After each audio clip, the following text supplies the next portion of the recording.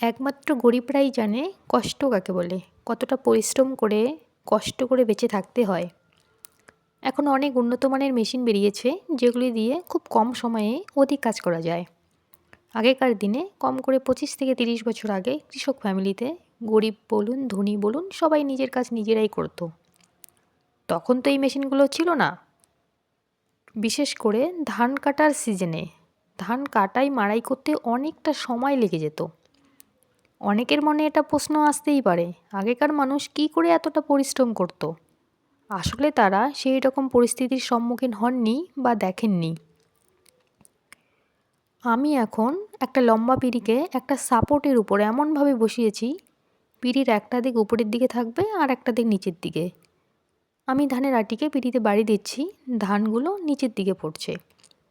আগে কোনো মেশিন ছিল না, এইভাবেই সবাই নিজের কাজ নিজে করতো।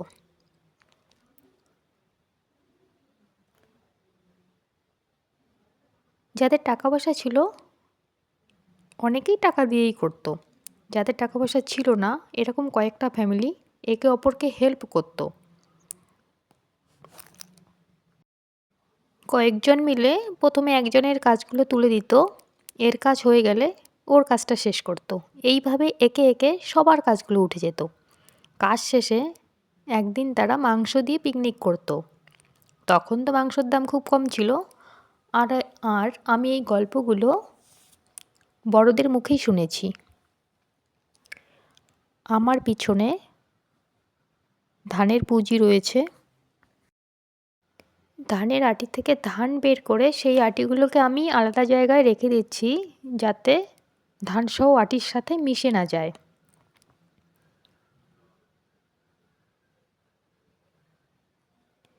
আমি অনেকটা জায়গা জুড়ে ত্রিপল দিয়েছি, ধানগুলো যাতে বাইরে ছিটকে না যায়।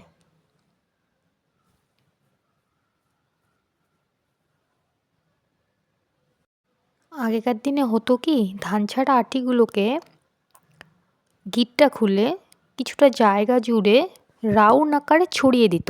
এদিকে 5-6টা গরু লাইন করে রেডি করে রাখতো, গরুগুলোকে একটার সঙ্গে আরেকটাকে বেঁধে রাখতো। গরুর সংখ্যা অনুযায়ী ধানের আটি ছড়ানোর রাউন্ডটা হতো। একজন লোকের সাহায্যে গরুগুলোকে গোল গোল করে ঘোরাতো। প্রথমের গরুটা যেন সরে না যায় এইদিকে খেয়াল রাখতে হতো। এইভাবে 1 থেকে 1.5 ঘন্টা গরুগুলোকে গোল গোল করে ঘোরাতো। এইভাবে আগেকার মানুষ ধান মাড়াই করত। ধান মাড়াই করার পর খড়গুলো একটা জায়গায় পুঁজি করে রেখে দিত এবং সারা বছর ধরে গরুকে খাওয়াতো। নিজের কাজ নিজে করতে লজ্জা নেই, তাই আমি নিজের কাজ নিজেই করছি।